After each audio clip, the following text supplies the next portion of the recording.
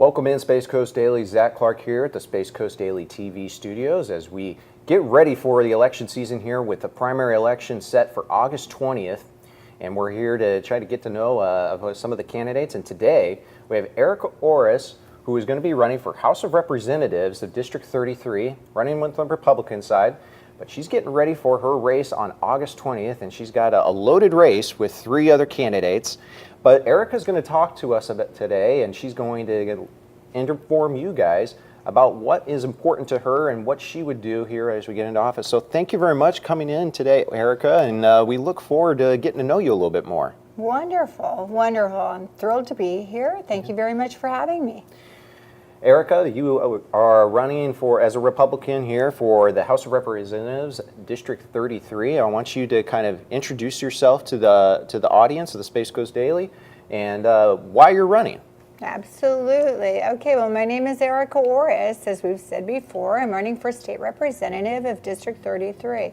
And so I've got some big shoes to fill. We've got Randy Fine. It's Randy Fine's old seat, and it's a crowded race. So I think it's incredibly important to let everyone know how we differ. There are differences. Personally, I am an America First candidate, and I say that with sincerity because I am for Americans first, which means I'm for Floridians first, and then furthermore, for Brevard and the needs of Brevard. Now, one of the things that I am not is for lobbying or special interest groups. This is not a career change for me. This is not something about prestige. I'm at a phase in my life where I've done a lot of these things that have been incredibly important to me.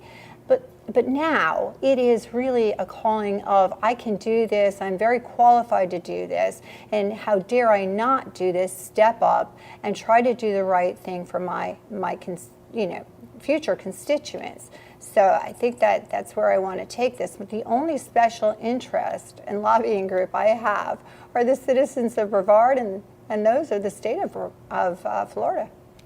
I understand that you've helped some people get elected here in this county, and you chose to step out, and now you want to be able to represent Brevard County. What made you want to make that transition? Well, one of the things is that I knocked on a lot of doors, and I felt like you had to have a law degree in order to do some of this stuff. Mm-hmm. I felt like, no, maybe I couldn't do that. But as I started seeing candidate after candidate sort of show maybe a black eye, I don't want to put anyone down personally, but a black eye to the Republican Party. I knew that I didn't have anything weighing in my background. I knew that I was well equipped, and I just felt as you'll hear my story unfold, a calling on my heart to do the next right thing. And I know that I'm supposed to be here. And so my life has sort of been lived that way. And I want to help our citizens during these especially trying times of, the recent events. Let's talk about some of the issues that are important to you that you want to be able to address on day one. If you are elected this November, what are some of the things that you want to address on day one when you are in office? Well, many people, some of the people are unaware that illegal immigration is not a problem just in Texas. It is a huge problem here in Florida as well. Right from, about 4 miles from my house, we had a boat of Haitian immigrants trying to come in here. Now they weren't fleeing for their lives. They had guns, they had drugs, they had children that are unaccompanied. They had night vision goggles. They were up to no good. So illegal immigration brings with it all those things that I mentioned. And then furthermore, we don't have a really good vetting system. So what ends up happening is these people that have come abroad and they're illegal citizens, they can vote. They find an easy way to vote. And we want very hard to not have that happen. So being a systems engineer for so many years, I know that there's data out there that we can use. We can go ahead, we can find ways to make this data available, make everybody know who is an American citizen and who is not. We do not have any illegal citizens voting in our elections. Great stuff, Erica. And let's talk a little bit about another issue that's important to you, homeowners insurance.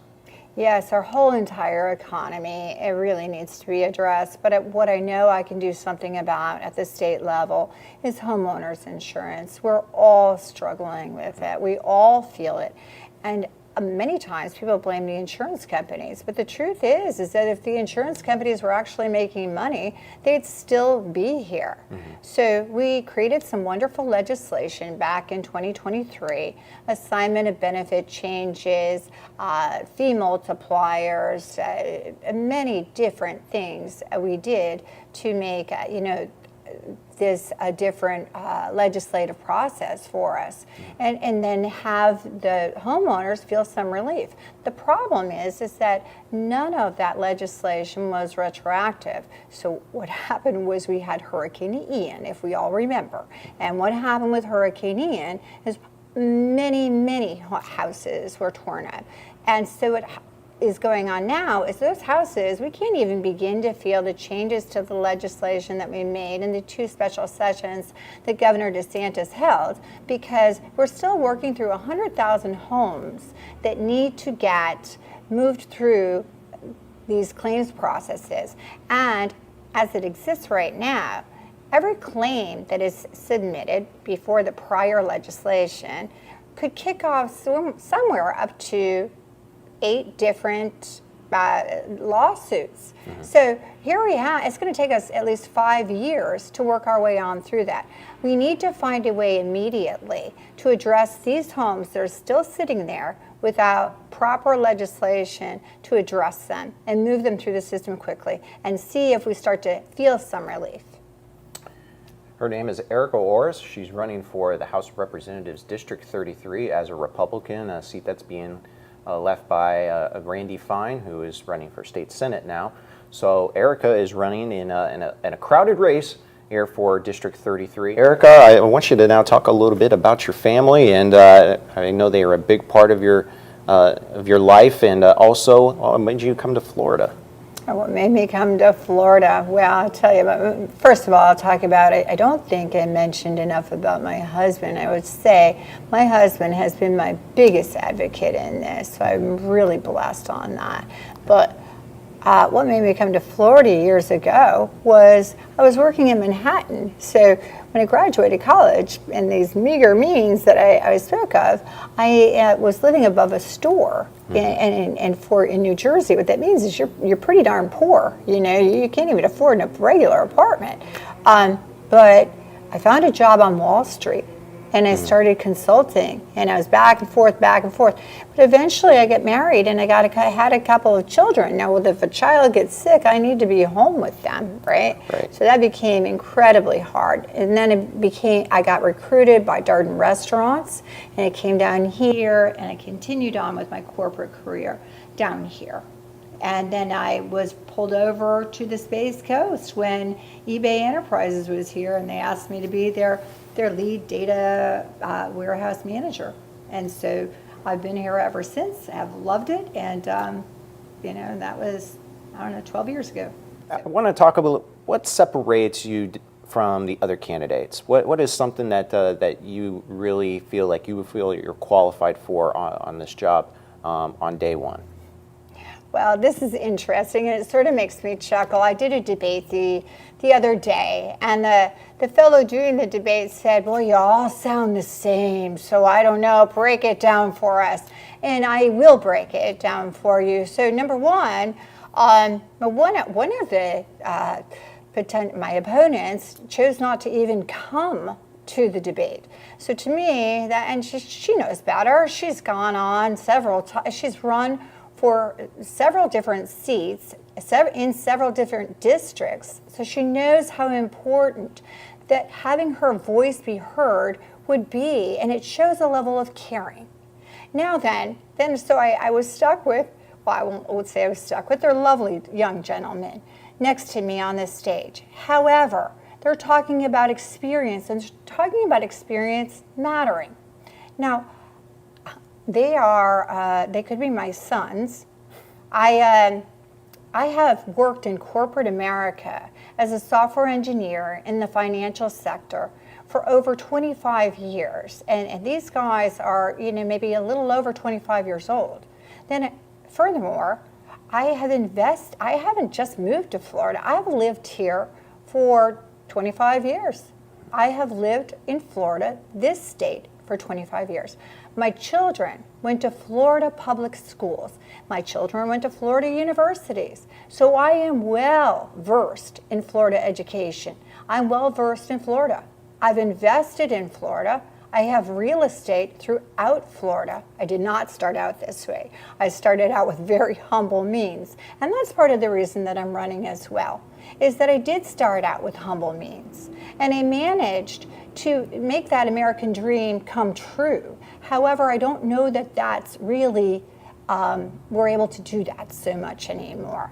So I do believe that I am a success story. I would like to also say that, you haven't asked me this one yet, but I'm going to go there. Right. All right, so I'm a licensed mental health counselor. And one of the reasons that I decided to become a licensed mental health counselor was because I had gotten very ill.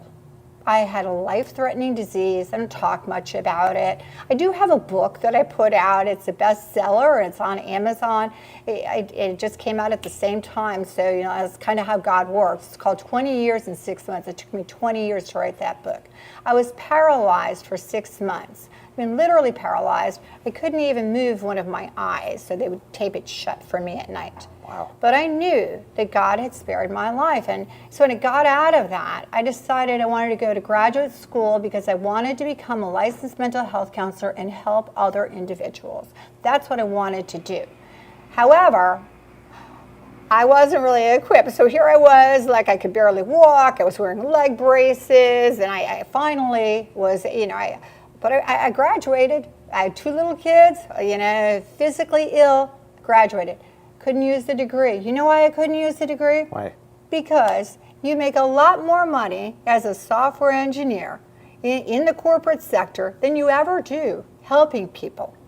So I saved that in my lifetime so that I could go ahead and, when I was financially solvent, help people, which it was my segue into politics, because I began to see it wasn't just the person, it was our community that was really struggling.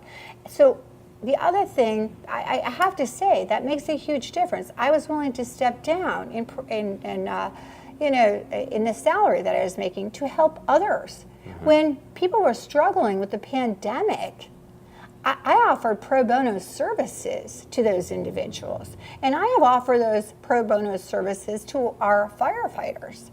So, I really am enmeshed and ingrained in this community. I care about Florida. I've been here a long time, and I have certainly the experience necessary, with a slight variation, that the licensed mental health counseling. So during these trying times, I think that I'm well equipped to deal with everyone, because I will be representing everyone, not just Republicans, everyone.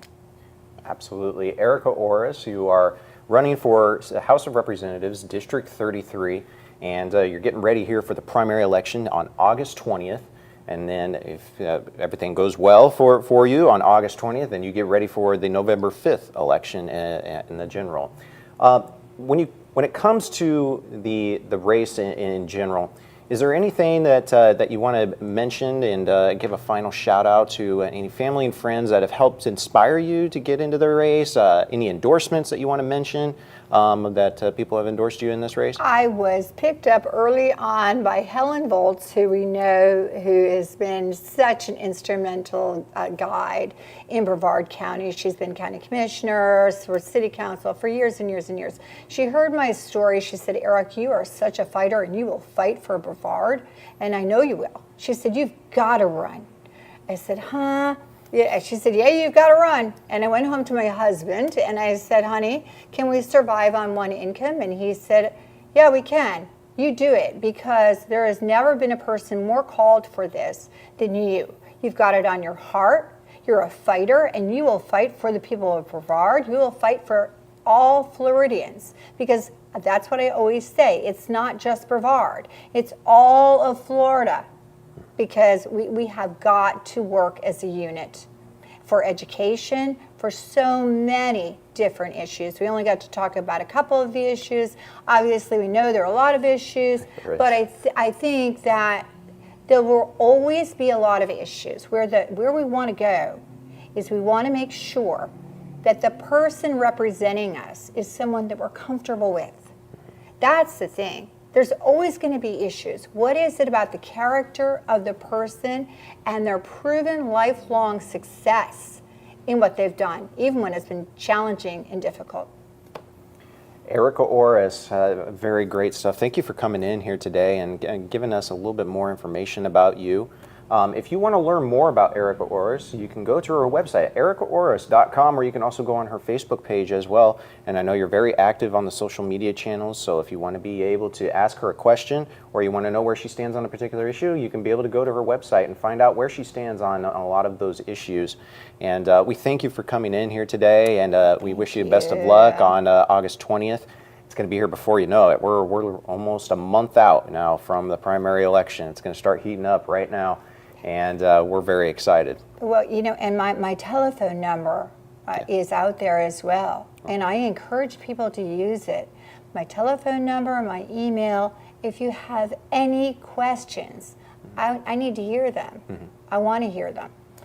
So thank you. Thank you very much, Erika. And like I mentioned, you can go to Erika's website, erikaorriss.com, learn more about her. And you can also click on the link at the bottom of this video, as well as it is a little bit more, get to know Erika Orriss in that story on spacecoastdaily.com.